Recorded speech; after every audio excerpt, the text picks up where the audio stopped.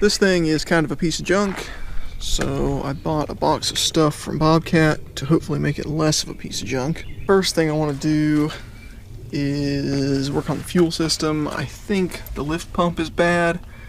It doesn't want to stay running. It keeps starving for fuel, and that's the only thing that I can see that doesn't seem to be working right. Took the pump out, super easy, it's just 2 bolts and it comes right off. And then I took the line off the inlet to the filter housing. That is the output from the pump, which normally goes into the filter. If I push on the pump plunger, it does basically nothing. The manual primer bulb works, so you can get a good shot of fuel out of that, but the actual pump itself, it dribbles. Now, Bobcat wanted $200 for an OEM pump, but eBay had them for $16. So, obviously, I went with the eBay one. Sure, that looks the same, which it does.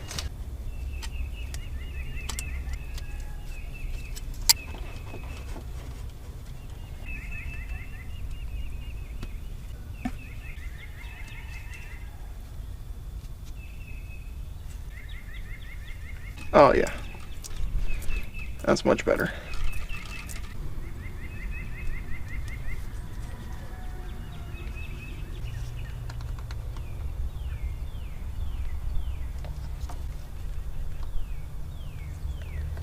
Another thing that needs to be addressed on the fuel system is the pickup tube here.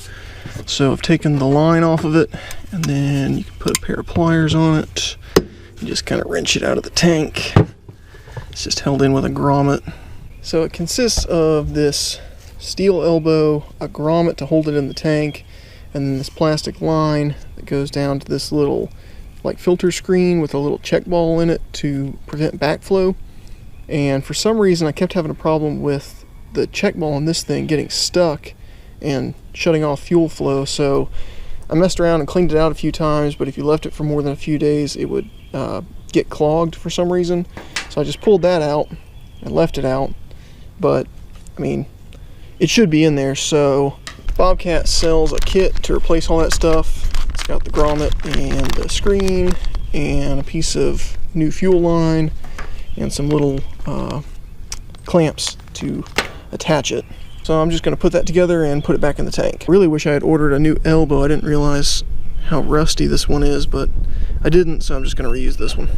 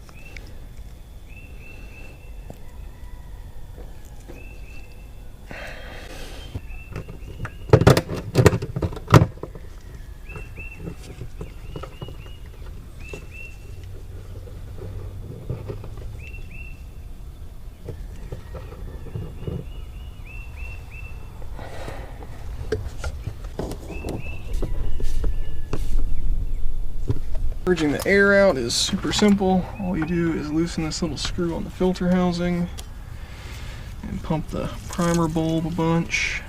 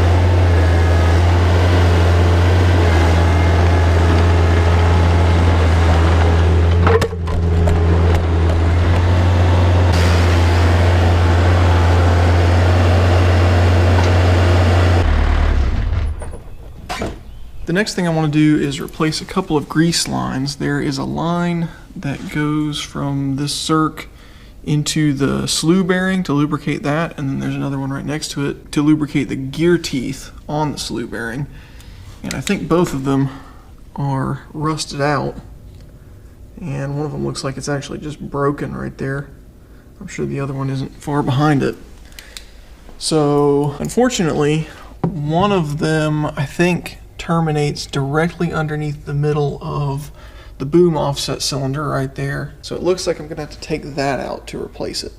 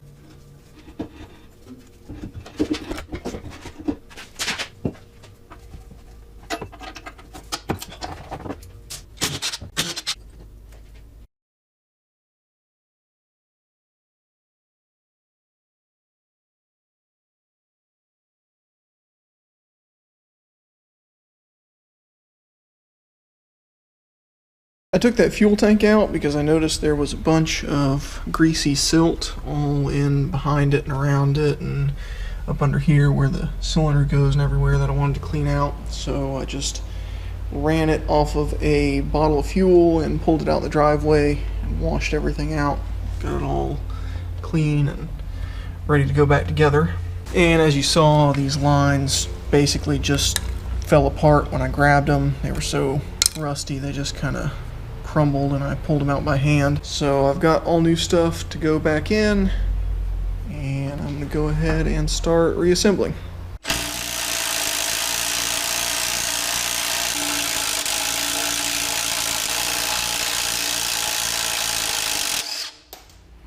For some reason, the OEM Bobcat fittings here are a straight thread, but they don't have a jam nut and a sealing washer like you would expect.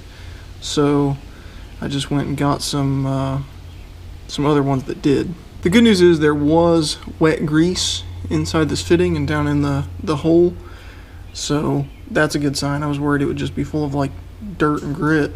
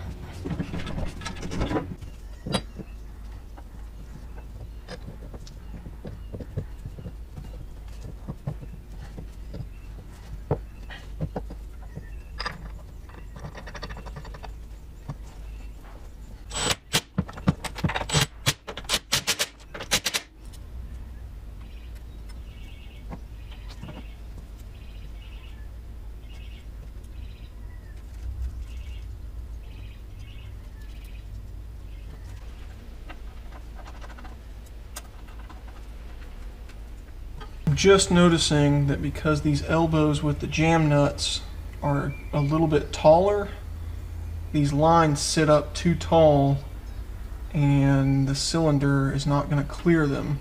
They sit up above the boss that the cylinder rides on. That is very frustrating.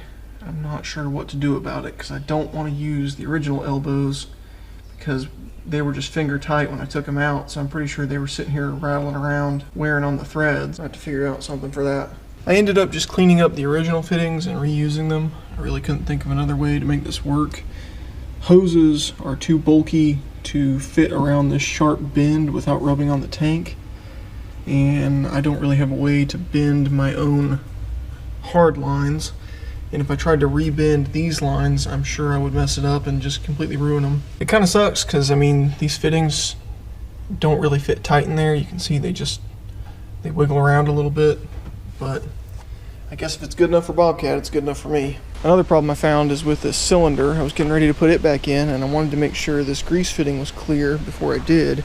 So I hooked the grease gun up to it and pumped it up, and lo and behold, the grease started coming out in between the bushing and the bushing bore. So it's coming out around the outside of the bushing, not around the inside. So rather than try to press that out and clean it and press it back in without tearing up a bunch of stuff in the process, I'm just going to drill a hole in it.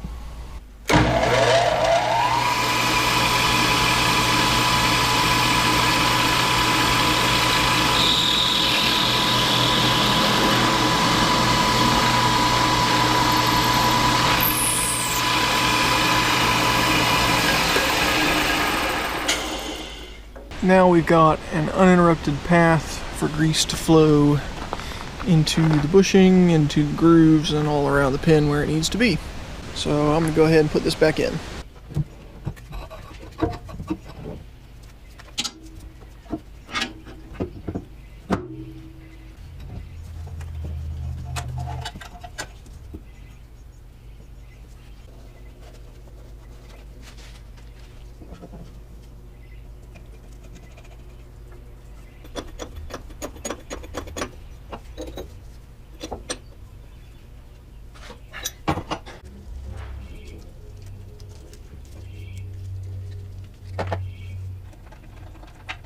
I got those all greased up. Actually, I took it outside, greased them, and then spun the house around 180 and greased them again, which is what the manual says to do. I also spent some time and went through and unclogged a whole bunch of grease zerks on the boom and everywhere. So now every single grease fitting on the machine takes grease except for the one that feeds this bushing here. It's actually in the end of this pin, and no matter what I do, I cannot get grease through it. So the only way that's getting grease is by taking the pin out and cleaning it.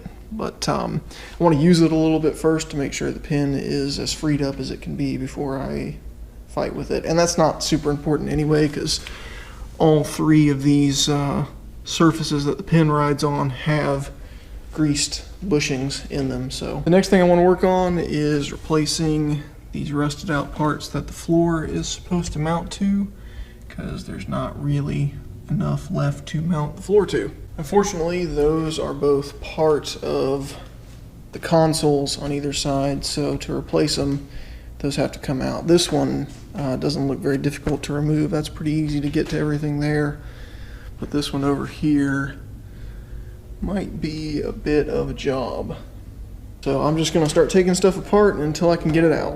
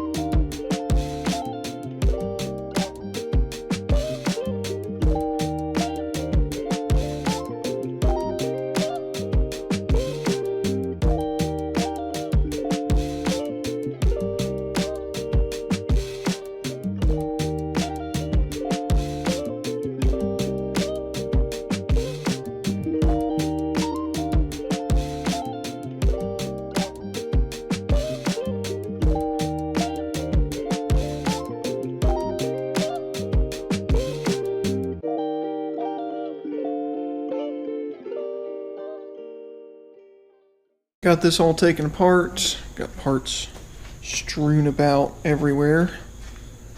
You've got mechanical linkages for the throttle, the boom offset control, and the blade control. And then a whole bunch of hydraulic lines everywhere, and the wiring harness, and then just a bunch of bolts that are all dirty and rusted that you can't get to. And there's also this linkage for the swing lock that is in terrible condition. I gotta do something about that. I did try to keep the hoses straight with these colored zip ties, but I had so many hoses I ended up repeating colors. So hopefully I can figure out where those all go when I put it back together. I think I should be able to work it out. What I did actually a few months ago is went to a Bobcat equipment salvage yard and bought all the sheet metal that was missing or rusted out. So I've got a new used console, and then new floor pans. This one, as you can see, has a part rusted off there for mounting, and then that one was just missing entirely. And I've got this left-hand console as well to replace the rusted out one. So now I'm just sort of looking them over and comparing and seeing what all little parts I'll need to replace. I know, like, there's some linkages down here, like that right there is all rusted. Well, it kind of moves. I mean, may or may not need to replace that, but just looking at like these brackets here and making sure that everything is going to fit. So far, it does look pretty good.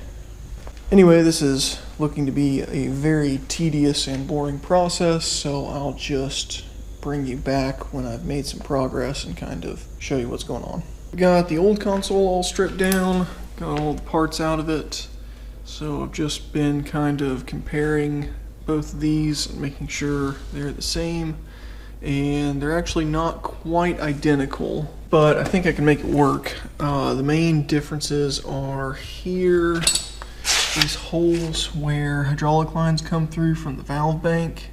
The ones on the old console here are bigger than some of the ones on the new console. And another difference is there are a couple of holes right here for this bracket to mount on, like that.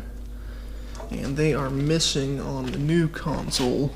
It's got a little bit different design. It actually uses this bracket that bolts on to mount the same linkage piece in a slightly different location, so I need to drill those and cut away this little piece of foam. And then you can see on the new console, this slot down here is smaller than the one on the old one. So I need to extend that out a bit for, I think it's part of the linkage for the blade control goes through there. So not the end of the world, just need to do some drilling and cutting and fiddling, and I think it will work just fine. Got these holes all cut out and opened up. I tried to make them match the old one as close as I could. So hopefully all the hoses will fit now. Also drilled these two holes for that bracket and got this slot right here lengthened a little bit for that linkage to fit through. So I think the best way to go about this will be to put the console back in by itself, make sure everything fits right, and then start adding parts back into it one by one.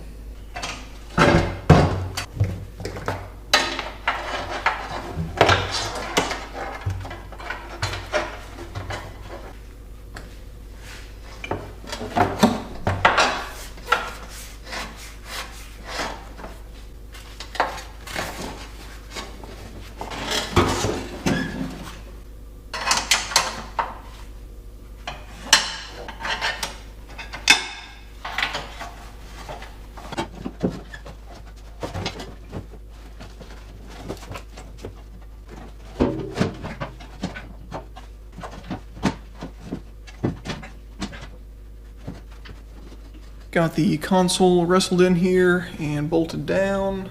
Got the valve bank bolted back onto it, and all the hydraulic lines hooked back up, hopefully in the right spot. Got the joystick in and the blade control lever and linkage in. I did have to make a slight modification to that. This new console, this bracket is a little bit different, and it comes up and gets in the way of this linkage for the blade control, so I cut it, bent it, and welded it back together at an angle there so it would clear. Put the pattern changer valve back in. This is seized up, I'm sure, with rust.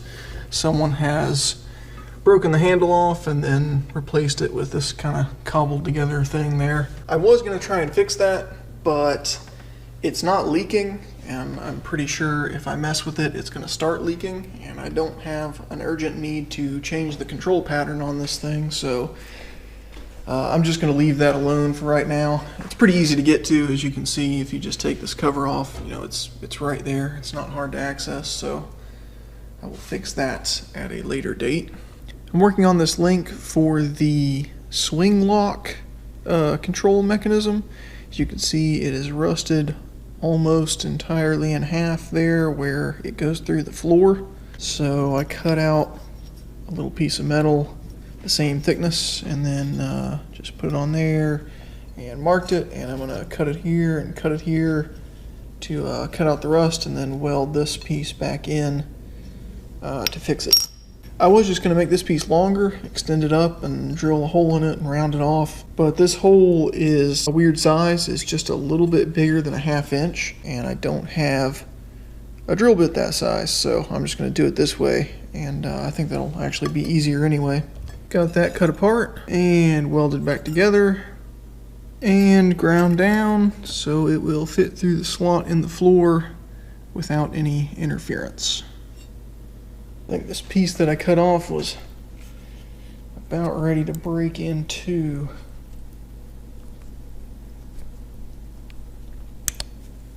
Yeah. As you can see, when you move this lever up and down, it goes down underneath there and moves that pin up and down, and that pin goes through the upper structure down into the track frame whenever they're lined up parallel, mostly just for transportation. So when you're trailering it down the road, the house can't swing side to side and let the bucket come off the side of the trailer and hit something. It's really not that important because you can always just strap the bucket down, but I figured while I was in here fixing stuff, I'd go ahead and get that working. Got this console all reassembled. Everything's buttoned up except for the control panel right here. I need to do some electrical troubleshooting later, and I'm probably going to need access to the back of that, so I just left it loose. I also put this floor pan on and the boom offset control all back together. That's working now, which is really cool because it didn't work at all before. You can kind of see the pedal here is connected to this rod that comes over here to this little L-shaped piece that pivots, and then that's connected to that other rod that goes straight across, and that comes over here to another identical L-shaped piece that pivots up and down and is attached to that linkage that controls the valve spool. So that'll be nice to have. Now I'm turning my attention onto the left-hand console, so I need to take this top part off of this bottom part that's rusted and install it on the new used one I got. I think to do that I just need to undo where this spring attaches and then drive out a little cross pin from this main pivot pin, and hopefully that will just slide out and not be totally seized up with rust.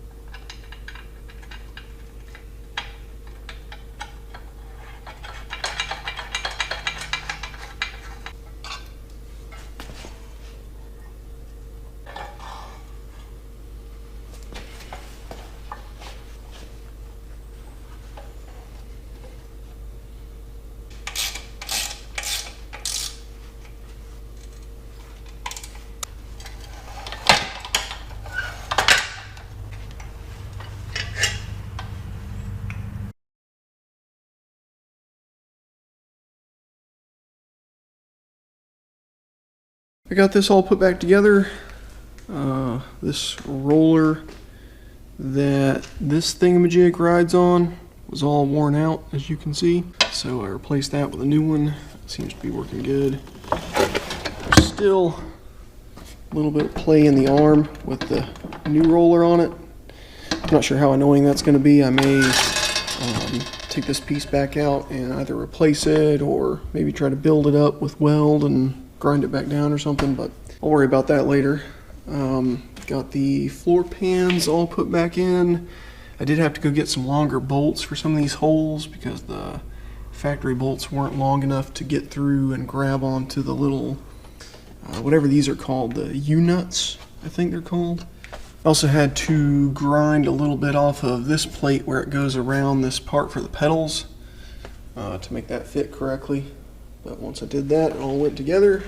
It's all nice and solid, so that's really cool. I was going to replace this seat, but I couldn't find one that I liked for free, so I chose not to. But yeah, as you can see, it will need to be replaced sooner than later. I think I also got all the electrical stuff working. The fuel gauge works now after replacing the sending unit, and then the 2-speed control also works. That was just a blown fuse, so that's really cool. And then the other things that weren't working were the temperature gauge, glow plugs, and starter. And I traced that down to a electrical connector that was just unhooked over here. So that was just a matter of that big connector down there. It's kind of hard to see it, but that one right there was unhooked for some reason, and I just plugged it back in and everything started working. So that's really awesome. I thought for sure that electrical stuff was going to be a bigger problem than that, but it wasn't. The last thing I wanted to work on was the thumb cylinder. This is the original one that's still hooked up. As you can see, it's bent, not like to an extreme degree, but enough to where you really shouldn't run it like that. And the only way to fix that correctly is to replace the rod. And if I was going to do that, I need to replace the seals in it, and also this hydraulic port is leaking, so I need to replace that as well. And all the parts to do all that were going to be like over $100, I think like 120 bucks or something like that. And I figured out that you can just get a replacement cylinder for about $160. So that's what I did. Now, I couldn't find this exact cylinder anywhere, but I found that the thumb cylinder for a slightly newer Bobcat excavator is almost the same. I think the barrel diameter is a little bit smaller, and then the pinhole at the base end is a little bit smaller as well. I think it's like 1 1/8 instead of 1 3/8. So I just mounted it on the milling machine and bored that hole out. And now it should fit fine. This pinhole is the correct size. The other problem I ran into is that the original pin for it right here is actually too wide to fit in between my homemade quick attach adapter. So I just whipped up another pin out of a piece of bar stock and cut some grooves in it to hold some big E-clips to retain the pin. Those guys right there. So I'm going to toss that pin in there and hook these hydraulic lines up and test this thing out.